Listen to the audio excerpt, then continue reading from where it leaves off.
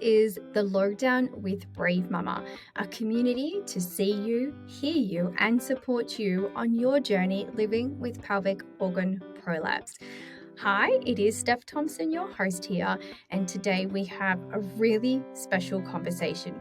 In fact, it's probably one of the most frequently asked questions by women living with prolapse, and that is, how do you have another baby when you've had such a traumatic experience and live with pelvic organ prolapse?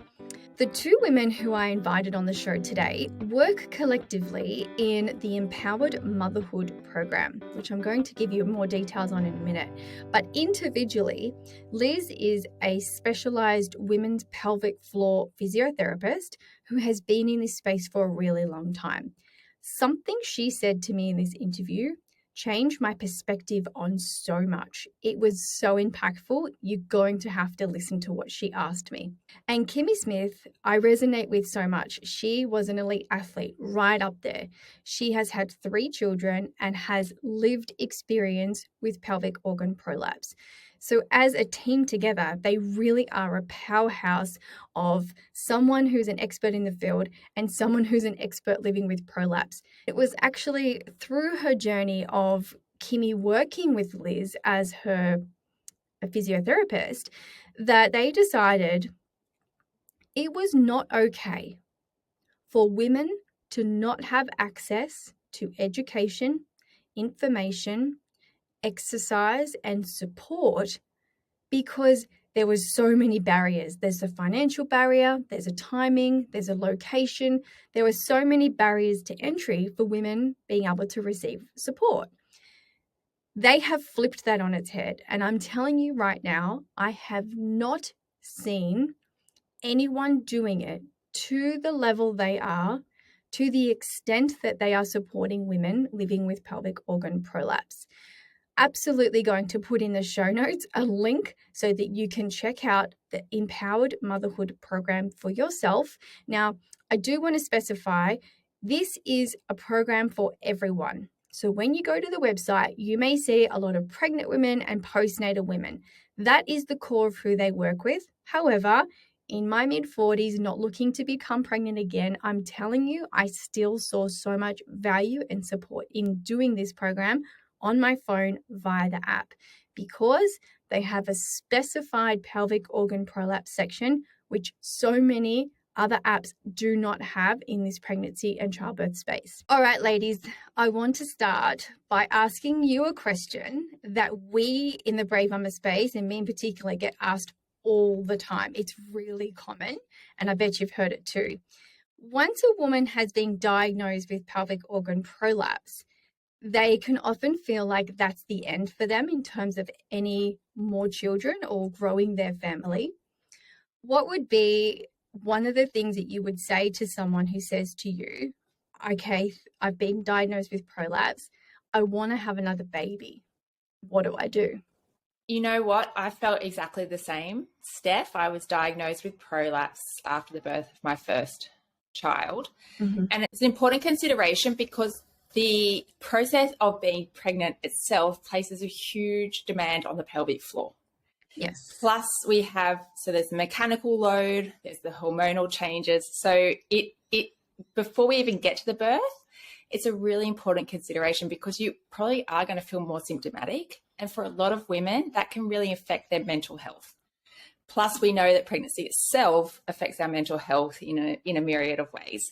So for me, knowing that I was going to be pregnant and experience more symptoms and be in a, changed hormonal state where I get quite emotional in pregnancy, it was really scary for me.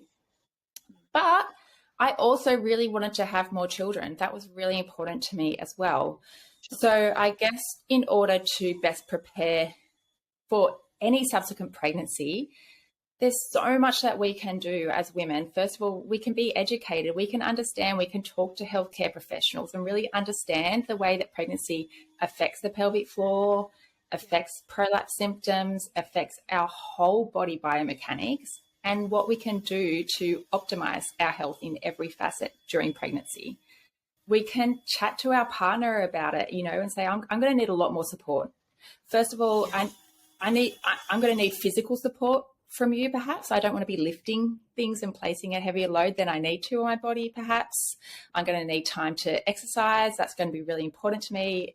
I'm going to need support from a team of healthcare professionals. Financially, I'm going to need that investment.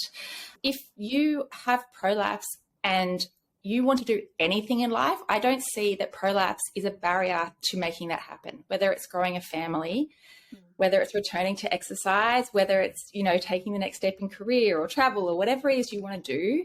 Like, I think the key message that we've been sold is that prolapse makes you stop things. And that's not true. Okay. It's not true.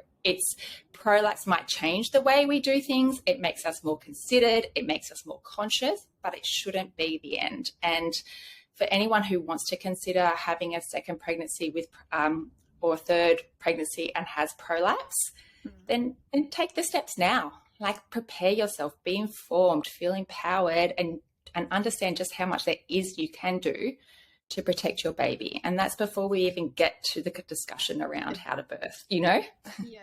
And I do want to go to that, but I just love how you've already started in that really open mindset that prolapse doesn't have to be the end. And this next question is for you, Liz, in particular, because as a women's health physiotherapist, do you have women just come to you and say, well, I would like to grow my family, but how do I even have sex with prolapse? Absolutely. I do. As a pelvic health physio who's been doing this for a very long time, I spend a lot of my time consulting women. And I guess before I dive into the intercourse side of things, Steph, the other thing that I wanted to add to what kind of Kimmy just explained beautifully is that with women, I always say, let's not put the horse before the cart. Let's just take it a step at a time and know that the body is actually incredible. And making a decision right now on something that is down the track, it might be kind of a year away, 2 years away. We need to take it one day at a time. And because that often kind of feeds into that catastrophizing where all of a sudden we've got these symptoms and these problems happening right now. But in actual fact, the changes that your body might undergo in the next kind of 12 to 18 months might be significant enough that you feel very different in 18 months' time or whenever that is. And so with that subsequent birth planning, I very much go, let's just take it a few months at a time.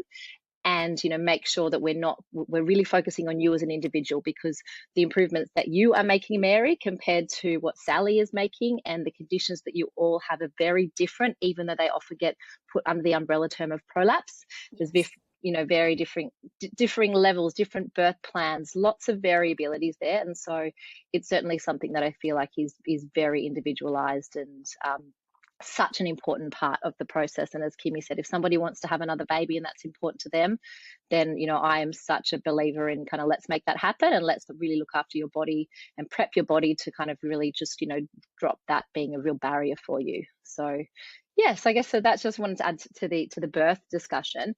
In terms of intercourse, absolutely. I mean, it's the vagina, the vulva, the pelvic area is one of the most emotional parts of the body where women kind of hold so much emotion now.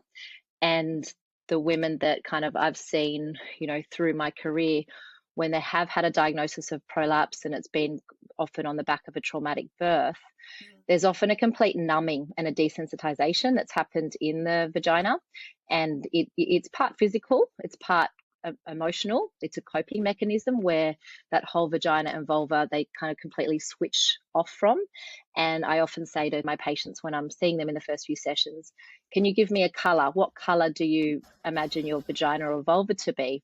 Okay. And the color they give me often helps me to understand how kind of disconnected they've come from their pelvic floor. And so some will be like, oh, it's not even there. It's a gray, black hole. Like I don't even think of it. It's just almost like from my belly button down doesn't exist. And then you've got others that they're like, it is fire engine red. It is angry, and they're really angry at their kind of vagina vulva area. And so there's that emotional kind of connection or lack of connection to the pelvic floor and the vulva area. But then there's also the physical desensitization, because we do know from when you have had a more traumatic birth that kind of often results in prolapse, or, you know, we've often got the pudendal nerve that has been tethered and affected. And so that leads to a denervation of the sensation in the pelvic floor and vulva area. So we've got less sensation as well.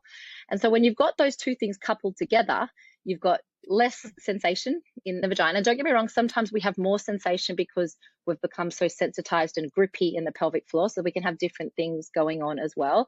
But we've got altered sensation in the pelvic floor, so physical change. We've also got the physical change that often comes with prolapse that isn't necessarily related to the nerve. It's related to the sense of a feeling of laxity or a feeling of an organ being in the way. And then that kind of often that feeling of, you know, whether it's embarrassment or however the woman feels now different about what their vulva and vagina is like, that plays into it. And then you've obviously got kind of the shutdown and the emotional side of it. And so then when you're talking about having intercourse, there's almost all of these things that you've got to work through with somebody to really help them return to intercourse. So I often kind of say, when it comes to intercourse, again, let's not put the horse before the cart. Let's work out, first of all, why you want to have intercourse, and, you know, what's the reason? Are you trying to please your partner? Are you trying to please yourself? Are you trying to have a baby? What's going on here? And then kind of work around those things, because what we're trying to achieve here, if it's that you're trying to do, you know, trying to kind of have some enjoyment yourself, well, then maybe we start with some sex toys or self-pleasure to actually just start to get you to be reconnected with your own vagina and vulva first, and then kind of moving through the other things step by step. Oh my God, there is so much to what you just said. I'm just like, holy moly. The first thing is that, yeah, a lot of people more so just reconnect, but just connect for the first time ever. A lot of us, especially in our generation, we have never been taught that self-pleasure is a thing that we can actually do and we can actually enjoy, and we can feel that connection with our body, first of all. But second of all, as you were saying that, and I'd be really curious to know what our listeners say as well. When you talked about that color thing, I've never heard of that reference before, but it is so powerful. Oh, it gives me goosebumps, because as you said it, Liz, I was like, gray. I'm gray. Yeah. I'm like this gray. And it's funny because coming into this conversation, and I've talked about in the last couple of weeks that I'm on this healing journey now and I'm feeling amazing. And then I'm like, gray? Oh, Steph, we've got some more work to do there. Okay, that was really impactful. And I think a lot of the women listening would probably be able to make that visual connection rather than a pain scale or a explain it to me type thing. But that color, that's amazing. That's really helpful. Thank you for that. That's great. Pleasure. And obviously, you just explaining that there are so many pillars and different pieces to going back into intercourse is so impactful in the way that when women ask me, well, how did you even have sex? And my answer is pretty whimsical, in the sense that I say, well, it was my daughter's first birthday and I was really intoxicated, and that's how I did it. Yeah. That's not the answer that we really want to be sharing with people, but it's the truth. It's the reality.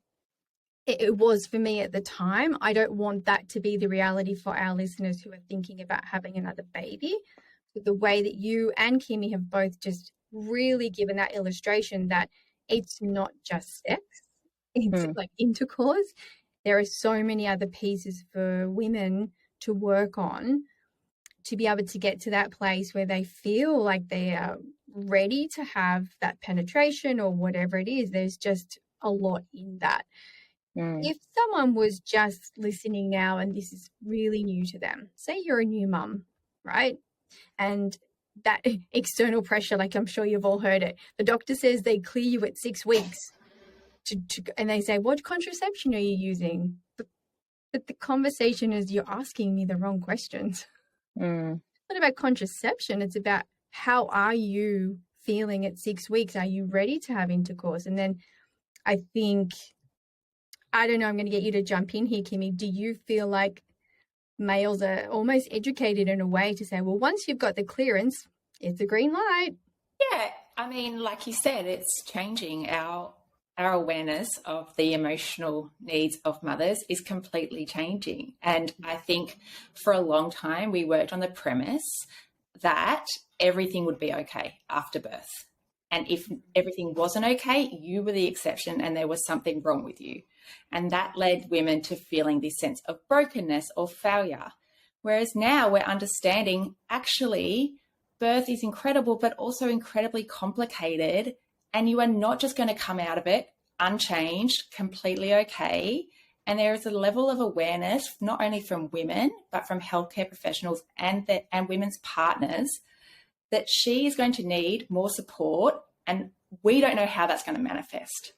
We don't know how she's going to need more support. But for a lot of women that I speak to personally, at 6 weeks, they don't feel ready to re-engage in intercourse. And that can be even without a traumatic birth. Because, you know, they're touched out, they're fatigued, they're not feeling great in their body, they're definitely not feeling sexy. Like, it's, you know, looking at motherhood as a whole, and I guess the very primal instinct to have intercourse is to have another baby, and that's not what you're feeling at that point in time at 6 weeks. Right. So are you just, like Liz said, are you just doing it because you want to pleasure your partner and you feel this obligation, external obligation? So yeah, for me, definitely not at 6 weeks. That's why I think I'm so passionate about what we do, is because Liz did ask me that color analogy, and it was black, you know. I was like, I have no connection to that area at the moment. And so I went away and did my own work. You know, I'm a yoga teacher, so I did a lot of stuff, you know, like moving through that area and feeling what I felt and stuck. And that really did help me to feel a lot more embodied in myself and confident in my body. And then I think when you feel like that, then you're more willing to be open and receptive to sex and things like that. There's definitely no one size fits all. And the 6 week clearance, as we know, has a lot of faults, and that's probably a key one of them.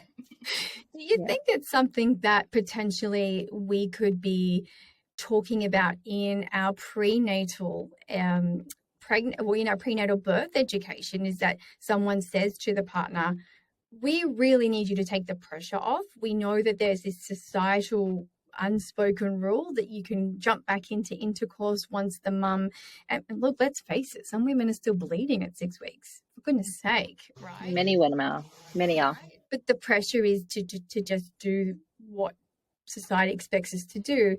But if we were to have those conversations in those classes so that the partner is forewarned, okay, this doesn't mean it gives me the green light, and I also need to help my partner, I need to support her in these other ways as well. It's not about just unpacking the dishwasher.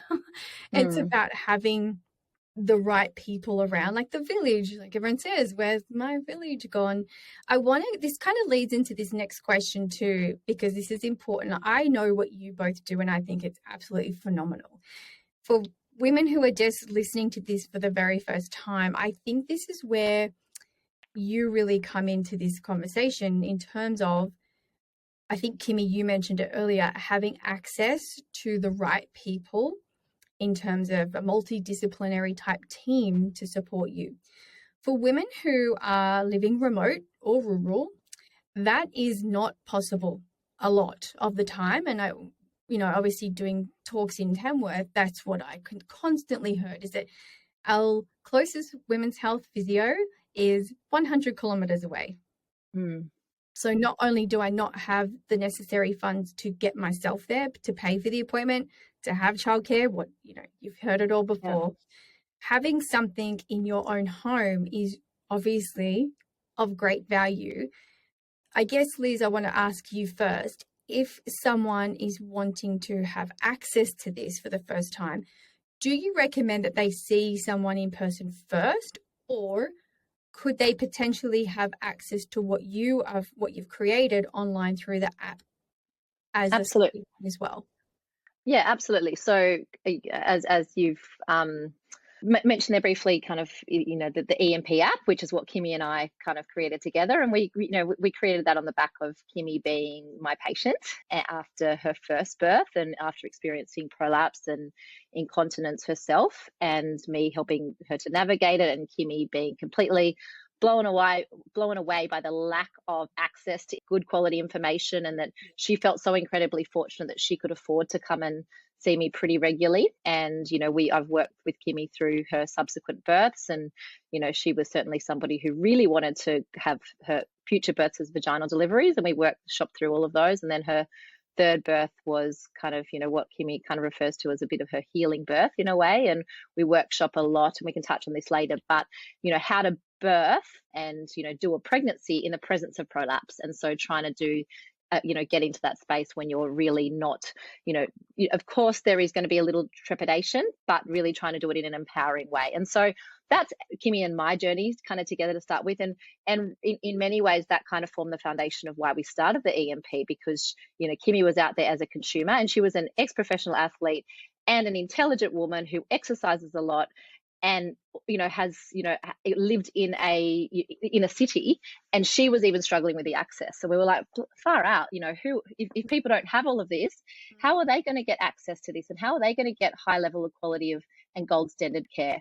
So we created this program that can be accessed by women wherever they are, and we've tried to make it really, really affordable in terms of it doesn't have a huge cost associated with it, and bundle into it all the education and exercise that we can. We have put in there a pelvic floor safe program, and so for postnatal and also in kind of in pregnancy. But in the postnatal, if we just focus on that, we've kind of focused on going, right, if you've got any symptoms, so if you've got symptoms of heaviness, dragging, bulging in the vagina, if you've got leaking, if you're feeling like your pelvic floor doesn't feel so great, well then start in this program.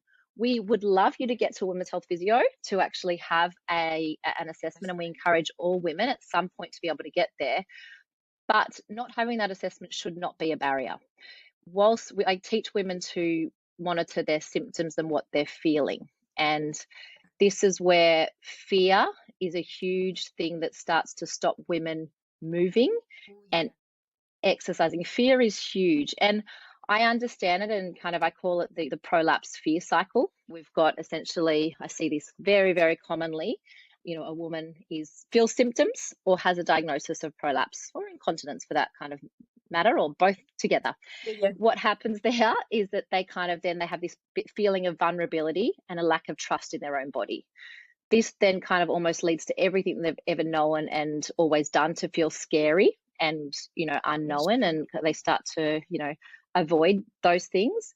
When they avoid those things, they stop exercise. When you stop exercising, that has huge impacts to so many areas of your health. It affects your mental health, which makes you focus on your prolapse more. It affects your strength in your body. And so not only are you, by trying to protect your pelvic floor or your prolapse or what's happening, you'll kind of start to grip in that area because you're so fearful, you just kind of hold it all. Yeah. But your entire, your entire body starts to weaken. So you get kind of muscle kind of atrophy happening, where all your arm muscles, your leg muscles, your postural muscles, your back muscles, your glute muscles, they start to get weaker. When they get weaker, then the loads that go through your body when you just lift your baby or lift a pram, more of those loads start to go through your abdominals and your prolapse and your pelvic floor because you've got less arm strength to do those tasks. And so that then kind of leads to this kind of cycle where then the other side of it is that often when you're not exercising, it's harder to control your weight, in terms of if you have excess, if you've got excess weight, we know that excess weight leads to higher rates of prolapse or stopping prolapse getting better. And so we get stuck in this cycle, as I call it, these vicious prolapse fear cycle that I'm sure you identify with. And so what we really wanted to do in the EMP was to kind of go, right, let's stop that.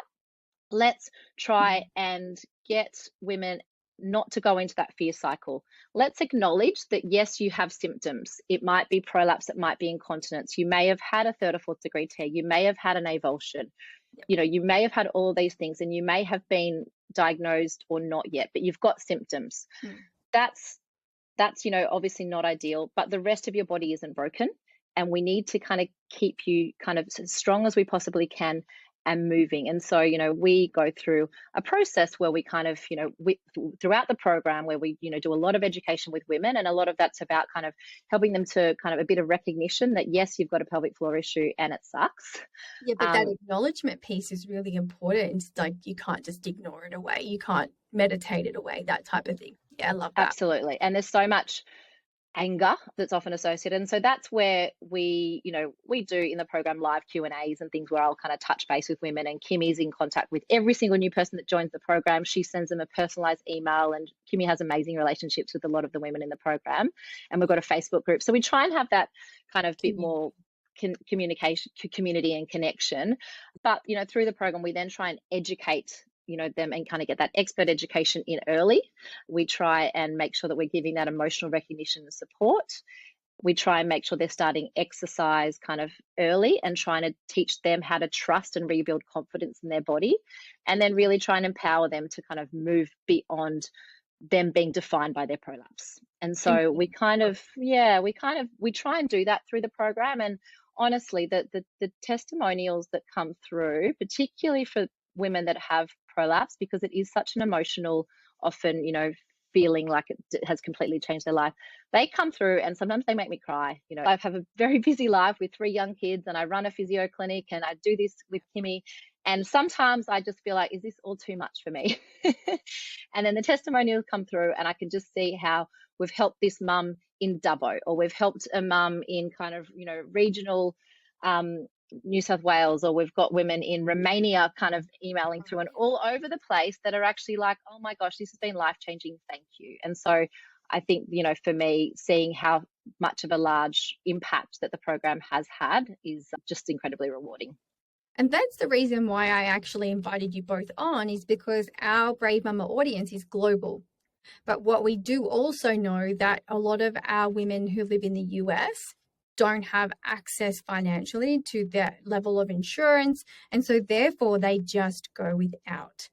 They just keep giving to their family and keep doing all the things. And then they try and watch free YouTube videos. We know that that will only get you to some level at some point.